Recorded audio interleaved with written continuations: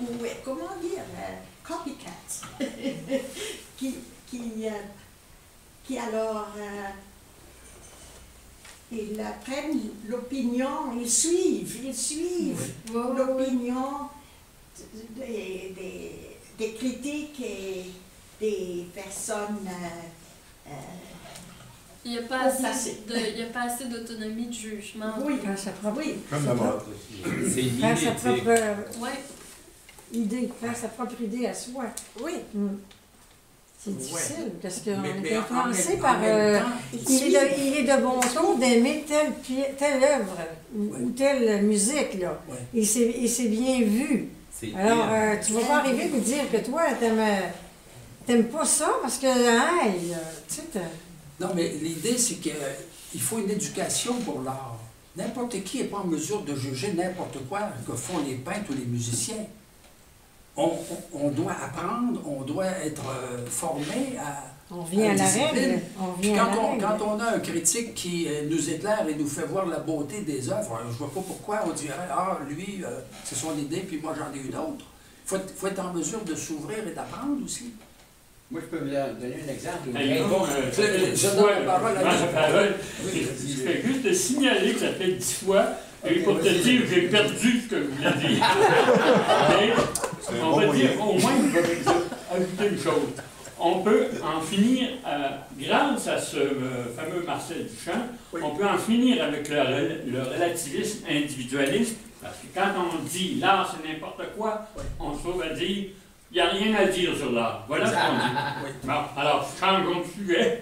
Pas de sujet sur l'art, mais de sujet à propos de son fameux individualisme ou relativisme. Il dit qu'il faut mettre ça de côté. Moi, je peux donner un exemple d'une règle absolue, puis tu vas probablement être d'accord. Peut-on dire que tous les enfants sont beaux? Mais c'est sûr que mon cœur de mère vous dirait oui, là. Mais je pense Parce que tout le monde peut dire oui aussi. On plonge les yeux d'un enfant. Il y a eu un jugement la semaine passée, là. Un monsieur qui poursuivait sa femme parce que ses enfants étaient trop laids. Il a gagné sa cause. Il a eu 130 000 parce qu'il y avait une belle Philippine noire. Puis il y avait une chirurgie plastique, mais elle ne l'avait pas dit à son époux. Donc, le juge a considéré que c'était un vice caché, parce qu'elle a été condamnée à le rembourser parce que ses enfants étaient trop laids. Il se basait là-dessus. La mère était belle à cause d'une chirurgie. C'est ça. La mère était belle à cause d'une chirurgie. Quand tu l'as mariée, là, elle était belle. Elle fausse était très belle. représentation. Mais elle lui a caché, c'est ça. Fait que c'est pour ça qu'elle a été condamnée parce que ses enfants étaient il trop va y en avoir laids. plusieurs, les jugements, dans les années qui viennent. Non, c'est correct, ça. Ça me fait penser quand on choisit d'acheter une œuvre d'art, c'est toujours un coup de cœur qu'on a vis-à-vis l'œuvre. Si on a des connaissances, tout ça, oui, ou autre que si on ne va pas chercher l'objet pour la revendre, etc. Souvent, on entend ça. C'est un coup de cœur que j'ai eu, je l'ai acheté pour telle et telle raison. Fait que ça vient un peu à dire dans les sentiments que ça nous fait vivre des émotions agréables. Puis les enfants sont comme ça aussi. Ils sont spontanés.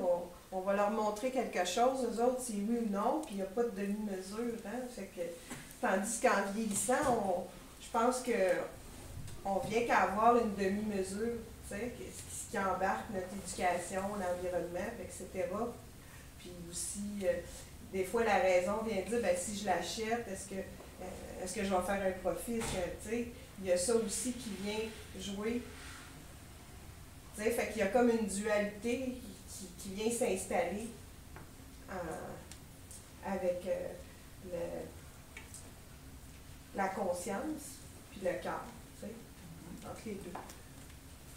Tu voulais parler, Steve? Non, je me grattais.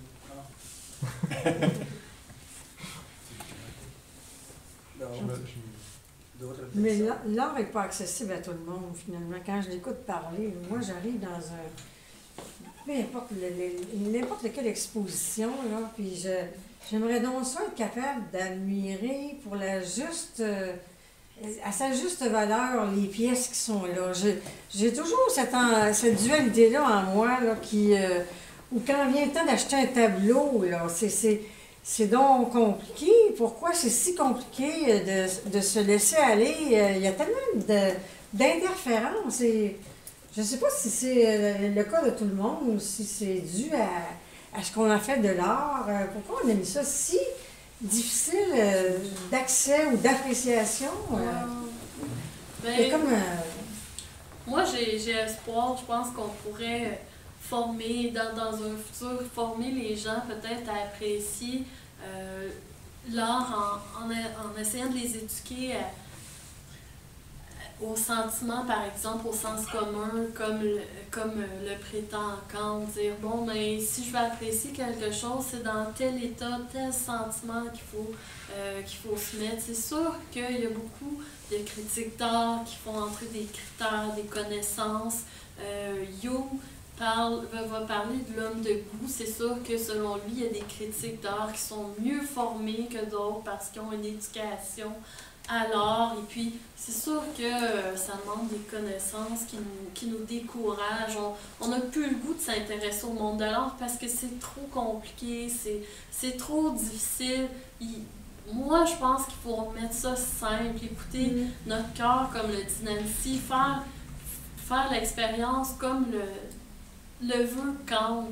Je pense que c'est ce qu'il faudrait viser par une éducation esthétique. Il faudrait peut-être mettre plus d'importance dans nos écoles pour les cours d'art, les cours. Christian.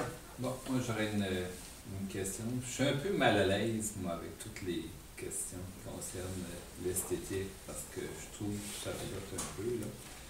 Comme là, l'art, c'est n'importe quoi. Bien, si c'est pas n'importe quoi, ça veut dire que c'est quelque chose, l'art. Mais si l'art, c'est quelque chose, c'est quoi? OK? Est-ce que c'est du beau? Je suis pas sûr, parce qu'il y en a, ils font des œuvres d'art, puis c'est tout pour déplaire, pour choquer. Oui. J'ai vu cette semaine, par exemple, un peintre qui est allé dans une espèce de parc avec des arbres, avec des grands canevas. Bon, il met son canevas derrière l'arbre, puis voilà, tu as une œuvre d'art, tu as un arbre. Il va plus loin, il va voir un autre arbre, il met un autre grand canevas derrière, puis ça devient de la peinture. Donc, ma question, c'est, y a-t-il possibilité, y a-t-il des tentatives de définir ce qu'était l'art au juste? Toi, as-tu une idée, c'est quoi l'art? Si c'est quelque chose, ça serait quoi?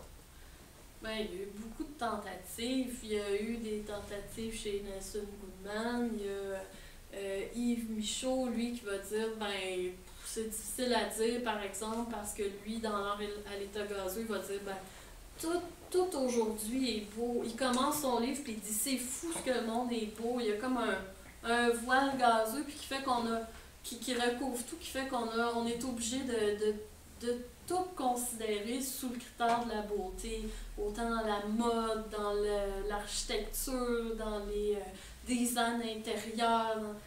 Fait que c'est des questions qui sont difficiles à dire. La deuxième partie de l'œuvre de l'art, ben Jeannette s'interroge sur qu'est-ce que c'est l'art, puis il dit, ben, on peut pas le savoir, parce que quand on regarde quelque chose, qu'est-ce qu'il dit, par exemple, je me promène dans le bois, puis je vois, je sais pas moi, une pierre, puis qu'est-ce qu'il dit elle a sa belle forme lisse parce que c'est l'œuvre de la nature ou c'est quelqu'un qui l'a poncé puis qui l'a échappé là, puis rendu dans le bois, mais c'est l'œuvre de quelqu'un. On peut pas le savoir. Il n'y a pas de critères pas si on peut dire d'artisté. Moi, ce qui me dérange, chez moi, c'est la dichotomie qui existe en moi, qui est foncièrement à partir de ce que Marcel Duchamp a dit, parce que mon mari et moi, nous avons visité beaucoup de musées. Nous avons une assez bonne collection de pièces d'art. Mais dans tous les musées du monde, de tous les musées où nous sommes allés, je lui en ai parlé tantôt, puis il était d'accord avec moi, il y a 2 pièces qui restent avec nous, là, qui nous ont marqués. Un, c'était à Antwerp, en verre. C'était un dentier autour duquel il y avait un néon vert.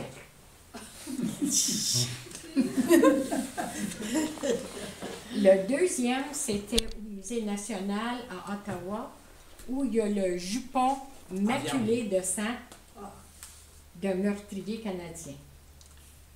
Et le jupon maculé de sang qui a servi comme pièce à conviction. Et c'était au Musée national. Alors, quand je vois ça m'a frappé. Tu sais, quand je pense à tout, là, je peux penser à la Joconde, je peux penser à n'importe quoi, mais ça me revient comme des représentations dans des musées très bien cotés de l'art. Alors, tu sais, quand vous dites c'est n'importe quoi, mais est-ce qu'on est rendu là à accepter que c'est n'importe quoi? Moi, là, quand j'essaie d'identifier quelque chose, j'essaie de le mettre dans un contraste, dans une chose, dans une opposition. Dans la base de la philosophie, il y a l'amour de la sagesse. Et dans la sagesse, c'est plutôt la logique qui correspond à ça. Et par opposition, il y a la poésie. Lorsqu'on fait de la philosophie, on essaye d'expliquer un phénomène d'une façon logique. Mais lorsqu'on fait référence à l'art, on fait appel au sentiment. Une chanson qui, par des mots, par des sons symboliques, suscite des émotions. Ça n'a pas de rapport avec la logique. Ça a une contradiction entre toute la philosophie et l'art, la poésie. La peinture, c'est le même phénomène. C'est des couleurs, c'est des thèmes qui sont exploités pour susciter des sentiments, des émotions.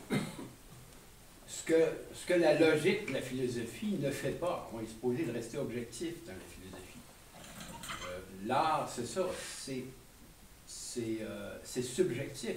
C'est l'individu qui a une émotion face à une expérience quelconque. Et l'artiste, c'est l'artisan qui est capable de susciter les émotions, que ce soit en peinture, en poésie ou en chanson. Moi, c'est le même que je définis l'art. Votre dentier en verre, je ne sais pas trop, susciter des émotions. C'est donc une œuvre d'art. Oui, D'après lui, c'est une œuvre d'art. Ça s'est resté, ça m'a marqué. L'urinoir, quand on voit ça dans le musée, ça nous frappe. C'est une œuvre d'art. Hein?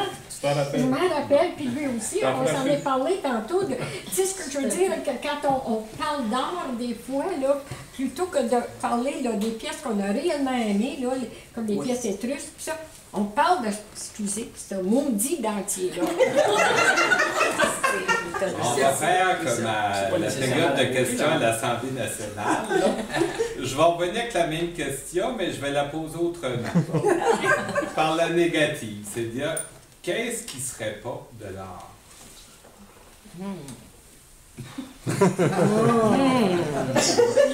Le dentier. Et pourquoi ça ne serait pas de l'art? Parce que tantôt, il disait qu'il y avait de la spiritualité dans l'art. Il n'y a Ben, pas de spiritualité. Oui, mais c'est lui qui dit ça. C'est lui qui dit ça. C'est ma théorie à moi, ça. C'est une théorie trop ostentatoire. Non.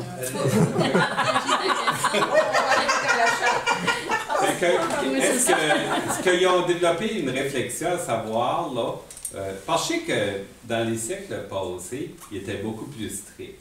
Puis plus ça va au 20e siècle, que ce soit en musique, en peinture, en architecture, c'est comme plus éclaté. Il y a de plus en plus de choses qui sont de l'art. Fait que, est-ce qu'il y a encore des choses qu'on peut dire qui ne seraient pas de l'art? Est-ce qu'il y a encore des frontières? Parce qu'un artiste, on dirait qu'il veut reculer les frontières là, de ce qui est pas de l'art. N'importe quoi, c'est pas de l'art. Comme du chant, là, parce que ça a l'air d'être ça le sens. Moi, je me rappelle qu'il y a eu un scandale à un moment donné. Le ministère du patrimoine a acheté une peinture qui avait coûté comme 500 000 $. Puis c'était juste 3 couleurs, sur ce sens-là, sur ce sens-là, je sais plus trop, mais ça avait l'air de n'importe qui avait peinturé une grange, 3 couleurs. Puis c'était un demi-million, puis ça avait scandalisé le peuple, qui se demandait comment ça se fait qu'on avait payé, avec nos taxes, 500 000 $ pour ça. Fait que là, les gens essayaient d'expliquer que c'était dans l'histoire de l'art, que c'était un moment... ils n'ont jamais réussi à faire comprendre au peuple, à justifier cette dépense pharaonique pour juste 3 lignes. C'est de la crème glacée 3 couleurs, tu veux-tu dire que je peux... C'était de la politesse. J'ai un autre exemple. À un moment, au Musée national, je pense, d'Ottawa, il y avait une robe en viande. Oui. En viande, il fallait qu'il remplace la viande. Puis ça avait coûté une fortune, ça aussi. Des pièces de viande montées sur un grillage. Miss Univers, là. Miss Univers, Oui. cette semaine-là. Oui. Un costume de bain. $1 million. Oui. 1 million de dollars avec des... Il y avait des diamants, des rubis. Moi, je me serais pas payé avec ça. J'aurais trop peur de perdre mes émeraudes.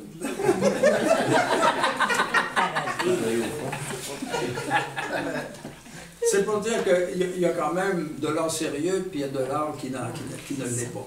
Il faut faire une distinction. Il y a des vrais artistes, puis il y en a qui ne sont pas de vrais artistes, puis qui essaient de passer pour de vrais. C'est une frontière qui s'efface. Elle s'efface peut-être, mais elle est là. Adorno, il fait la distinction entre l'art et le divertissement. Pour lui, c'est pas la même chose. Ben oui, c'est à la base. Mais je te comprends, il y a des choses comme, si on regarde les œuvres de Kuhn, là, on se dit tabarouette, là je l'ai pas, je l'ai pas mis, mais il a fait un gros cœur aussi, Kuhn, là, je sais pas si tu trouves ça en quoi, là, ça s'est vendu des millions. Tu dis, tabarnouche, ma fille de 5 ans aurait fait au pareil, là, puis ses dessins, ils valent pas grand-chose à elle aujourd'hui.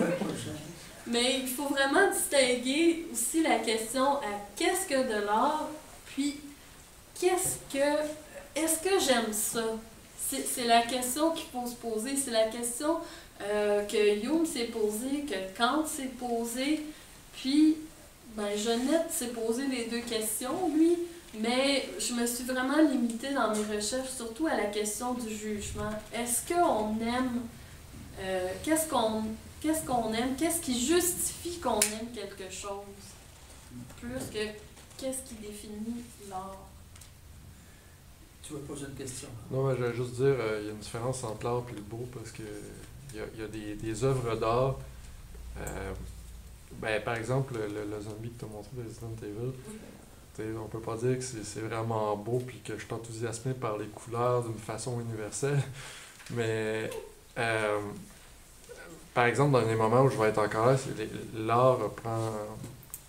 C'est quand il retentit avec comment tu te sens. Il y a comme un phénomène de résonance entre l'individu et l'objet d'art. Fait que l'art n'est pas nécessairement beau. Je pense que c'est vraiment de l'art quand ça réussit à exprimer ou à établir une certaine forme de communication par l'image, par quelque chose qui est un peu plus profond que le langage qui est dans une autre couche, là, qui est plus inconsciente, plus primitive, je dirais. Donc, je dirais même l'art primitif est encore la meilleure art que l'art moderne qui parle plus à personne. Mais... Un peu comme tu disais, l'observateur est partie intégrante de ce qu'on peut appeler de l'art. Un influence l'autre. Ouais. Donc ça devient unique pour chacun. Ouais.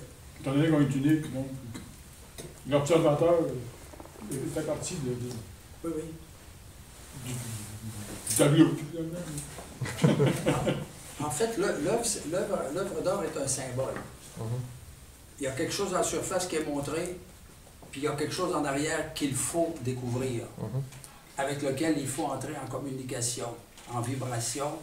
Et ça, il y a un sens. Autrement dit, si c'est un symbole, ça a un sens. Exactement. Puis c'est pas juste le plaisir. Il peut ne pas y avoir à la limite de plaisir, mais s'il y a un sens dans l'œuvre, si elle parle, si elle nous dit quelque chose, elle révèle quelque chose, puis ça, l'artiste, lui, il a sorti ça de son rapport au monde. Ouais. Il a vu le monde expérimenter, puis il sent le besoin de dire ça dans une œuvre qui va être un symbole de ce qu'il pense vraiment, de ce qu'il ressent. Puis si on entre en communication avec ça, il y a comme une lumière. C'est comme un visage qui est vivant puis qui parle. Hein? Il y a des visages morts, puis il y a des visages vivants. L'œuvre, une œuvre d'art, elle doit être vivante. Elle doit nous parler. Pas juste nous faire jouer. Moi, j'entends beaucoup de « est-ce que j'aime, est-ce que j'aime, est-ce que j'ai du plaisir ?» Non, on peut à la limite ne pas avoir de plaisir du tout et avoir la sensation esthétique la plus profonde. Là.